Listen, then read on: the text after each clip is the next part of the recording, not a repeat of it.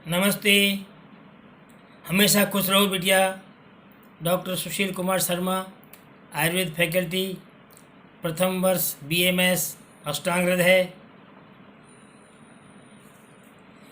ज्योति विद्यापीठ women's university Jaipur. इससे पूर्व दोष भेदी अध्याय का प्रथम पार्ट मैंने आपको पढ़ाया। उसमें दोषों के लक्षण वगैरह, दोषों की भेद वगैरह सब बताए गए। अब उसके बाद आगे का चैप्टर इस प्रकार है। इति काल स्वभावो अथ आहार आदि वसात पुनः चयादीनाम यान्ति सद्योपि दोषो काले अपि वा नैतु। मतलब इसमें इस प्रकार का लिखा है इन्होंने कि दोषों के संचय, प्रकोप और प्रशम ये स्वभाव के कारण ही होते हैं। दोषों के जो संचय होगा, कोप होगा और प्रशम जो है ये स्वभाव के कारण ही होता है। आहार आदि विहार कारण दोषों के तुरंत ही काल न होने पर भी संचय आदि, मतलब दोषों का काल नहीं है, फिर भी अगर आहार आदि का संचय भी हो सकता है और काल होने पर भी संचय आदि नहीं होता। मतलब अकाल हो तब भी संचय नहीं होता और काल होता तब भी संचय नहीं होता। ये तो इनका क्या है, स्वभाव ही होता है। इसी प्रकार उन्होंने बताया है कि चैनादरम यान्ति सद्योपि दोषो कालोपि वान्यतु, मतलब काल हो या नहीं हो, सद्य ही हो जाते हैं। कैसे? अर्थात प्रकोपक आहार विहार के सेवन से भी यदि अकाल में संचय आदि हो जाता है तथा सामक आहार विहार का सेवन करने पर, मतलब सामक आहार विहार का सेवन कर रहे हैं, इसके बाद भी काल होने पर भी प्रकोप हो जाता है, प्रकोप आदि होते हैं। मतलब काल होने पर भी प्रकोप हो जाते हैं और काल होने पर भी प्रकोप नहीं होता, दोनों ही बात है, ये बताया इन्होंने। इसलिए इनको बताया कि स्वभाव के कारण ही ऐसा होता है। आगे लिखा है दोष की व्याप्ति तथा निवृत्ति। दोष की व्याप्ति, दोष शरीर में कैसे फैलता है और दोष की निवृत्ति किस प्रकार होती है, उसका बहुत सुंदर उदाहरण शास्त्रों में दिया गया है कि व्यापनोति सहसा देह मापाद तल मस्तकम, मतलब जो पाद तल से लेके मस्तक तक दोष जो है, जो व्याप्त होते हैं ना, वो धीरे धीरे सारे शरीर में फैलते हैं। सारे शरीर में पैर से लेकर के मस्तक तक सारे शरीर में ये धीरे धीरे फैलते हैं। लेकिन निवर्तते तो कुप्तो मलो अल्पाल्पम जगो लोगों, मतलब ये शीघ्रता से फैल जाते हैं, नहीं धीरे धीरे नहीं, शीघ्रता से सारे शरीर में क्या शीघ्रता से सारे शरीर में फैलते हैं दोष।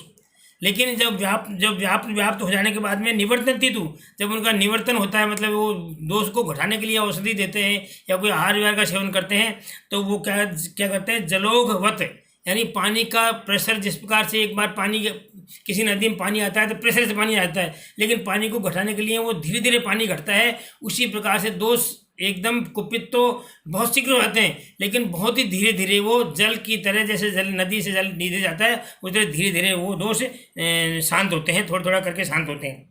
दोष प्रकोप के अनेक कारण, मतलब दोष प्रकोप के कारण भी अनेक बताए शास्त्रों में। उन्होंने कहा है कि नाना रूप संख्ये ये विकारम कुपितामला, कुपित मिलों के नाना प्रकार के विकारों से उत्पन्न होते हैं, नाना प्रकार के।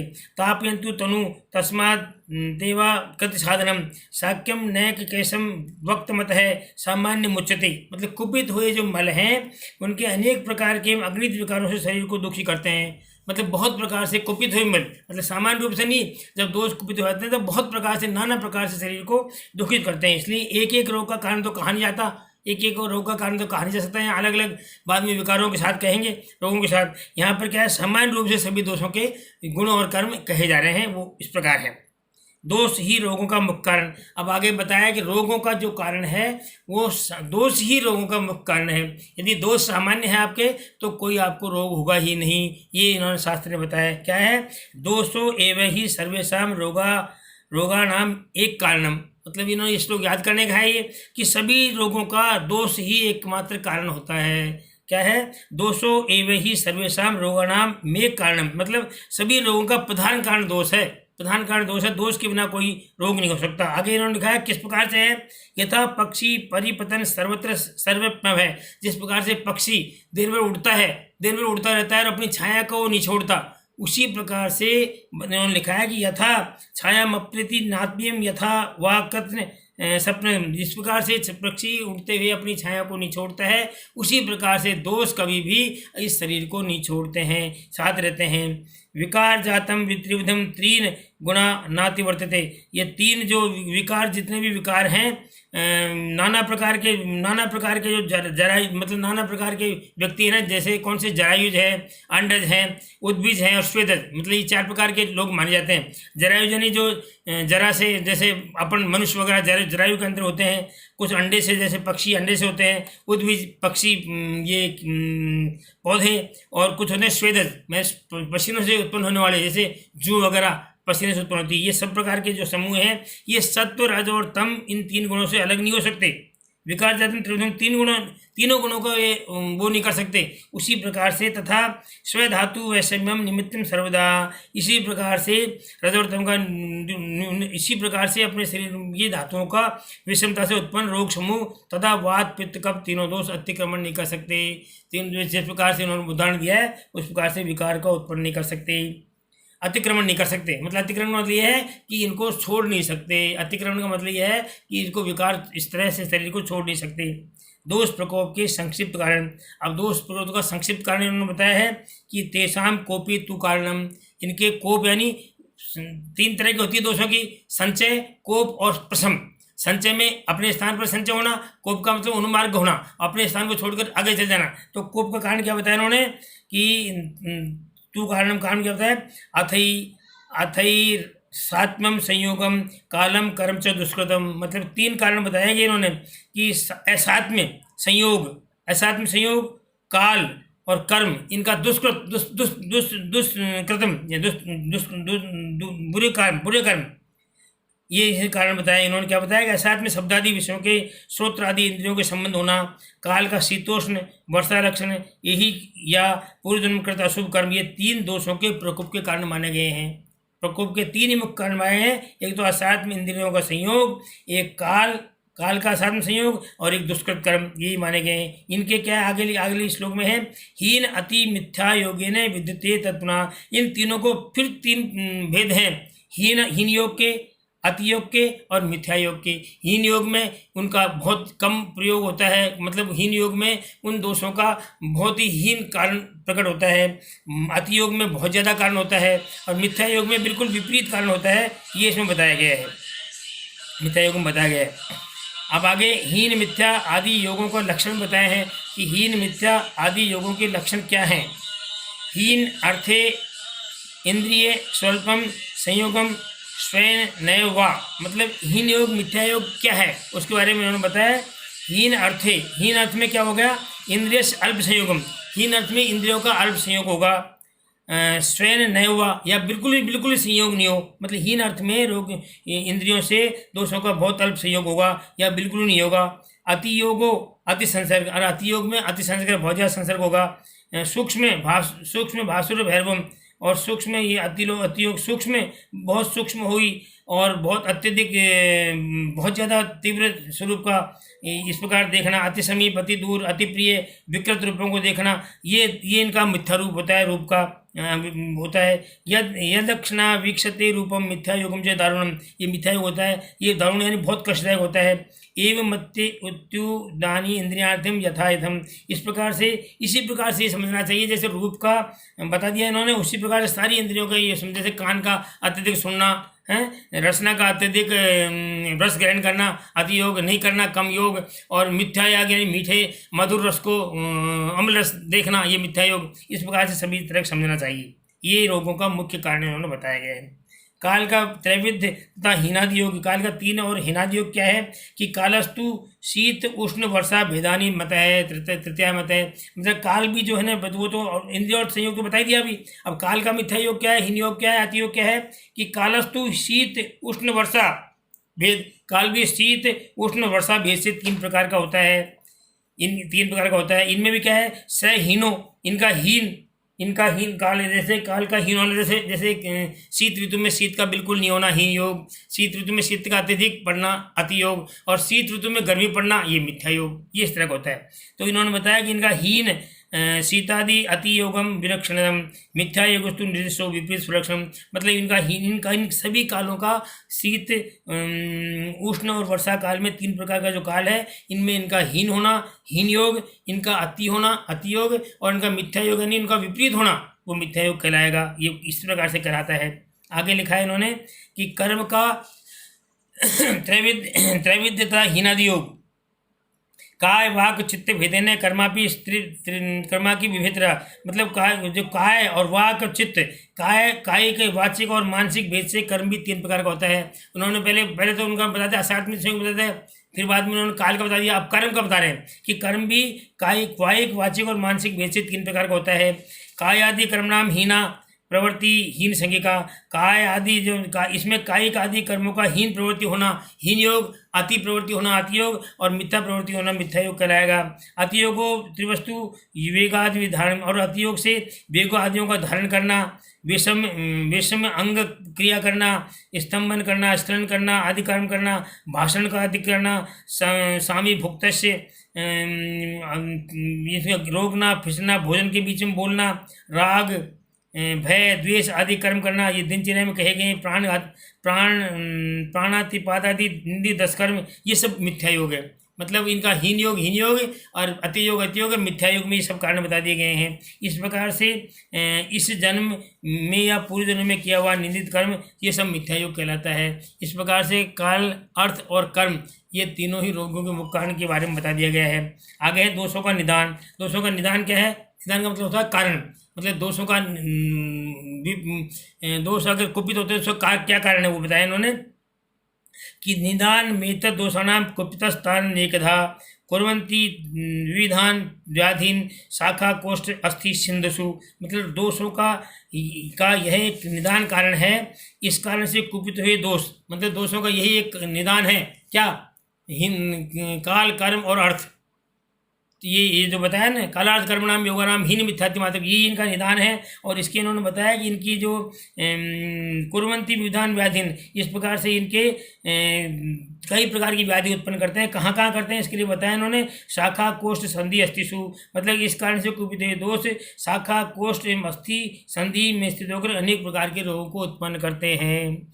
अब रोग भी कई प्रकार के होते हैं, बाह्य मार्ग के रोग, कोष्ठ मार्ग के रोग, मध्यम मार्ग के रोग। तो बाह्य मार्ग के रोगों में कौन कौन से रोग हैं उनके बारे में वर्णन किया है इन्होंने कि शाखा रक्तास्दक्त्वकम से बाह्य रोगायन ही तत्, मतलब शाखा यानी बाह्य मार्ग के रोग में शाखा यानी ये हाथ पैर, ये शाखा कहलाती है।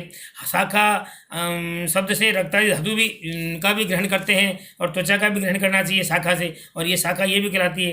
देखो शाखा वाले रोग जिसमें रक्त आदि त्वक बाह्य रोगान ही तत्, इसमें शाखा में रक्त आदि धातुएं ये बाह्य रोग कहलाते हैं। इनमें होने वाले रोग कौन से? तदाश्रया, इनमें होने वाले रोग कौन कौन से हैं? मशक, व्यंग, गंड, अल्जक, अर्बुद आदि। मतलब इसमें मशक यानी मत्स्य होना, व्यंग होना, गंड होना, गलगंड होना, अलजी यानी छोटी छोटी फुंसी होना, अर्बुद होना, बड़ी बड़ी गांठ होना, ये सब बाह्य मार्ग के रोग हैं। और आगे बहिर्भाग्य से और बाह्य भाग में होने वाले दुर्नाम बोलते हैं अर्श को, अर्श का दुर्नाम पर्याय है। तो दुर्नाम बाह्य मार्ग में अर्श भी 2 प्रकार के होते हैं, एक तो बाह्य मार्ग में होने वाला, एक आभ्यंतर मार्ग। तो बाह्य मार्ग में होने वाले अर्श, गुल्म और शोभ ये भी बाह्य मार्ग के रोग कहलाते हैं। अब आगे इन्होंने कोष्ठ मार्ग के रोगों के बारे में कहा है कि कोष्ठ मार्ग के रोग कौन कौन से होते हैं। अंत कोष्ठ महाश्रुत आम पक्वा श्रेया, मतलब अंत कोष्ठ में अंत को अंत मार्ग कहलाता है। कोष्ठ यानी सारा शरीर उधर भागी अंत मार्ग कहलाता है। इसमें उसको महाश्रुत भी कहते हैं इसको। और इसमें होने वाले रोग आम पक्वाशय में होने वाले रोग होते हैं। आम पक्वाशय का आश्रय करके इसमें रोग होते हैं, इसको महाविवर भी कहते हैं। तस्मात् साधनम सर्दी, अतिसार, काश, श्वास, उदर, ज्वरा, इसमें कौन कौन से रोग होते हैं इन्होंने बताया कि इसमें होने वाले रोग में वमन, अतिसार, काश, श्वास, उदर और ज्वर आदि रोग हैं। अंतर्भागम से, और अंतर्भाग यानी शरीर के अंदर, अब बाह्य भाग में होने वाले अर्श थे, अंतर्भाग में होने वाले अर्श, सोफ, अर्श और विसर्प, विद्रति होते हैं। ये भी कोष्ठ के अंत मार्ग में कहलाते हैं। ऐसे ही आगे मध्यम मार्ग में होने वाले रोगों के बारे में उन्होंने बताया है। शिरो, हृदय, बस्ती आदि मर्मण्य स्थानाम च संदेह, मतलब मध्यम मार्ग कौन सा कहलाता है? सिर, हृदय, बस्ती, ये तीनों, सिर, हृदय और बस्ती, ये 3 क्या प्रमुख 3 मर्म हैं। इन मर्म में स्थान कहलाते हैं ये आदि मर्म और अस्थियों की संधियां तथा संबंधित इसमें आगे क्या था तन बता, शिरा, स्नायु, कंडरा आज इससे मध्य में शिरा, स्नायु, कंडरा, ये मध्यम रोग मार्ग कहलाता है। इनमें होने वाले यानी रोग मार्गा स्थिता तत्रम यक्ष में पक्ष वध अर्धिता, मतलब इनमें होने वाले जो है ना यक्ष्मा रोग, पक्षवध रोग, अर्धित रोग, सिर के रोग, मूर्ध रोग, सिर के होने वाले रोग, संधि, अस्थि, त्रुक, शूल, महादेव मतलब संधि में रहने वाले रोग, अस्थि में होने वाले रोग, त्रिक यानी त्रिकास्थि में होने वाले रोग और शूल आदि रोग वाले ये मध्यम मार्ग के रोग कहलाते हैं। अब आगे इन्होंने बताया कि वायु के कर्म क्या है, कि वायु क्या कर्म करती है। अब इन्होंने मध्यम मार्ग के बाद इनके कर्म के बारे में बताए हैं कि वायु के कर्म क्या है। स्रंस, व्यास, व्यद, श्वाप, साध, रुक्त, भेद, भेदनम, संगा, संग, अंगभंग, संकोच, वर्त, हर्षण, तर्पणम, कंप, पारुष्य, सौसूर्य, शोष, स्पंदन, श्रेष्ठनम, ये सब वायु के कर्म हैं। इनमें क्या बताया इन्होंने। स्तंभम, कषाय, रस्ता, वर्ण, शाव, शावो, अरुणो, वा, कर्माणी, वायु, ये सब वायु के कर्म है। तो क्या क्या वायु कर्म हो गए कि वायु के कर्म में स्त्रंस यानी संधि आदि का खिसकना, व्यास यानी फैलना, व्यध यानी चुभने जैसी पीड़ा, स्वाप यानी संज्ञानाश, साध यानी शिथिलता, पीड़ा होना, सुई की चुभने जैसी पीड़ा, फटने की पीड़ा, अंग का जुड़ जाना और टूटना, अंग की सिकुड़ जाना, उल्टना या मुड़ जाना, रोमांचता, तर्पण यानी प्यास, कंपन होना, कर्कशता यानी कठोरतापन, खोखलापन बिल्कुल सूखना, स्पंदन, ऐंठन, जड़ बनना, मुख में कसलापन, शाव, अरुण वर्ण होना, ये सब वायु के कर्म बताए गए हैं। आगे पित्त के कर्म में क्या है। पित्तस्य दाह रागो उसमें पाकिता, पित्त के लिए बताया दाह यानी शरीर में जितनी भी जलन होती है पित्त से होती है। राग यानी रक्तिमा, रक्त बनेगा, रक्त पित्त से ही बनता है। रक्तिमा यानी लाल वर्ण का रंग। उष्णिमा यानी गर्मी। पकना यानी पाचन होना पित्त से होता है। स्वेद, क्लेद, श्रुति, स्वेद और क्लेद की श्रुति यानी इनका होना। कोथ का मतलब सड़न होना। सदन का मतलब है शिथिलता, मूर्छन, मूर्छा और मद यानी नशा आना, ये सब पित्त के कर्म हैं। कटु अम्लो और कटु और अम्ल रस। वर्ण में अरुण वर्ण, पांडुर वर्ण, अरुण वर्ण वर्जितम, पांडुर और अरुण वर्ण को छोड़कर शेष रंग यानी पीला, नीला, हरा, नाल, ये सब पित्त के कार्य हैं। मतलब पांडुर वर्ण को छोड़ करके और अरुण वर्ण को छोड़ के सभी रंग जो है पित्त के कार्य हैं। आगे कफ के कर्म में बताया है कि कफ के क्या कर्म है कि श्लेष्मय, स्नेह, काठिन्य, कंडू, शीतल, गौरवम। शेष में काम बताया ना। स्निग्धता, काठिन्य यानी कठिनता, कंडू यानी खुजली, शीतलता यानी बहुत ठंडक, भारीपन, गौरव यानी भारीपन, ये सब काम बताएं। आगे बंधो, उपले, पस्तई, शैत्य, सोफ, पक्व, अनिद्रता मतलब सोफ होना शरीर में, अंगों की शिथिलता होना, शैत्यित होना और पाक न होना, नींद का अधिक आना, श्वेत वर्ण, ये सब इसकी कफ की कार्य हैं। वर्ण श्वेत और श्वेत वर्ण होना। रसो, स्वाद, लवणों और रस में मधुर और लवण रस, देर से काम करना, ये सब चिरकारिता यानी देर से काम करना, ये सब कफ के कार्य बताए गए हैं। इस प्रकार से ये वात पित्त कफ के कर्म भी बता दिए गए हैं। कफ मधुर है, विदग्ध होने पर लवण हो जाता है, पित्त तिक्त है और विदग्ध होने पर कटु बनता है। इसलिए इस प्रकार से वात पित्त कर्म के बता दिए गए हैं। ये इस प्रकार से इस चैप्टर का यहाँ समापन करते हैं। आगे अगला कंद पढ़ाएंगे। This session powered by digital vision 2 Jyoti Vidyapeeth women's university. I hope you have any query.